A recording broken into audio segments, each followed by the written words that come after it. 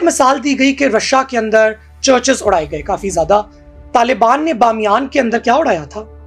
Buddhist स्तूपस। Pakistan के अंदर अहमदीज की वर्शिप प्लेसेस को क्या नहीं उड़ाया जाता? आज जिस दिन हमारी ये डिबेट रिकॉर्ड हो रही है, मेरे ख्याल से इस डिबेट रिकॉर्ड होने से कुछ 6 दिन पहले छोटे चर्च से लेकर बड़े चर्च तक तमाम चर्चेस जला दिए गए जड़ावाला के अंदर।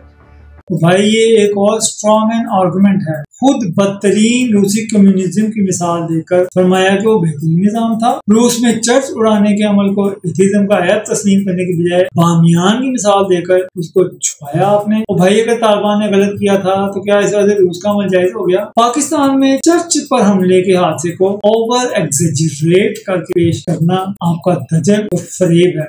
रूस में चर्च एथीस्ट हुकूमत के हुक्म पर सरकारी इदारों ने उड़ाए। पाकिस्तान में सरकारी सतह पर ऐसा कभी कुछ नहीं। Was passed called the Hasba bill, which created an Islamic office by the name of Hasba.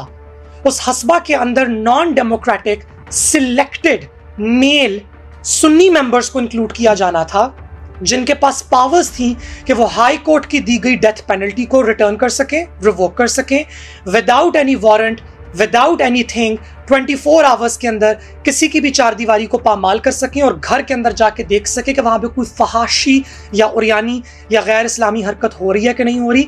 Basically a glorified version of the religious police, जो कि ईरान के अंदर भी मौजूद है, सऊदीया के अंदर भी मौजूद है। उसको इंट्रोड्यूस कराने की कोशिश की गई खैबर पख्तूनख्वा के अंदर, which was overturned by the Peshawar High Court and the Supreme Court of Pakistan, not by the Council of Islamic Ideology. अच्छा जी डॉक्टर साहब, चलिए ऐसा करते हैं, हसबा बिल के बारे में आपके एतराज़ात का एक एक करके जवाब हाजिर। पहला एतराज़ है गैर जमहूरी है जी। आपको किसने बताया कि ब्यूरोक्रेट इलेक्शन के जरिए आते हैं, भर्ती नहीं किए जाते मर्द?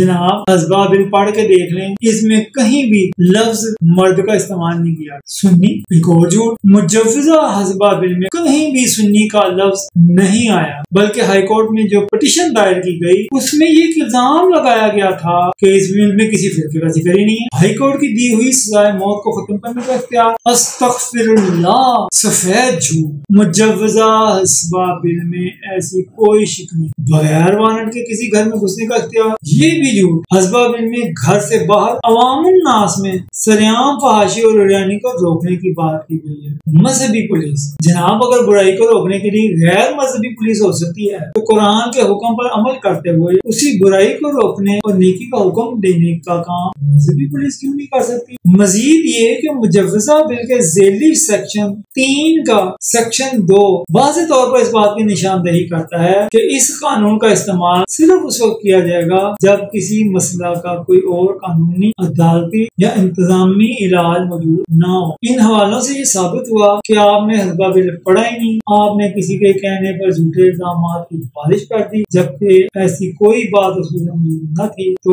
बेहतर है कि आप बिल पढ़ लें, फिर गुफ्तगू फरमाइएगा, फिर कोई अगर इतराज हो फिर उसके बारे में बात हो सकती है।